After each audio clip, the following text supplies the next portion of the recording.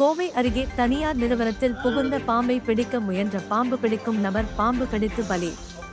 இந்த நிலையில் இவர் பாம்பு பிடித்த கடைசி நிமிட காட்சிகள் சமூக வலைதளத்தில் வைரலாக பரவி வருகிறது.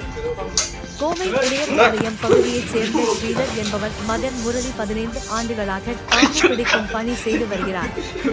கடந்த சில தினங்கள் முன்பு காலப்பநாயக்கன் பாளையம் பகுதியில் உள்ள தனியார் நிறுவனத்தில் பாம்பு புகுந்துள்ளதாக நிறுவனத்தில் வேலை செய்யும் ஊழியர்கள் முரளிக்கு தகவல் அளித்துள்ளனர். அந்நிறுவனத்தின் அறையில் புகுந்த பாம்பு பிடிக்க முயலும் போது எதிர்பாராத விதமாக அந்த பாம்பு முரளியின் காலை கடித்தது. இதில் சிறிது நேரத்தில் மயக்கம் அடைந்த முரளி சம்பவ இடத்திலேயே உயிரிழந்தார். தகவலின் பேரில் சம்பவ இடத்திற்கு சென்ற வனவள்ளி போலீசார் உடலை மீட்டு பிரேத பரிசோதனைக்காக கோவை அரசு மருத்துவமனைக்கு அனுப்பி வைத்தனர். மேலும் இது தொடர்பாக வழக்கு பதிவு செய்து விசாரணை மேற்கொண்டனர்.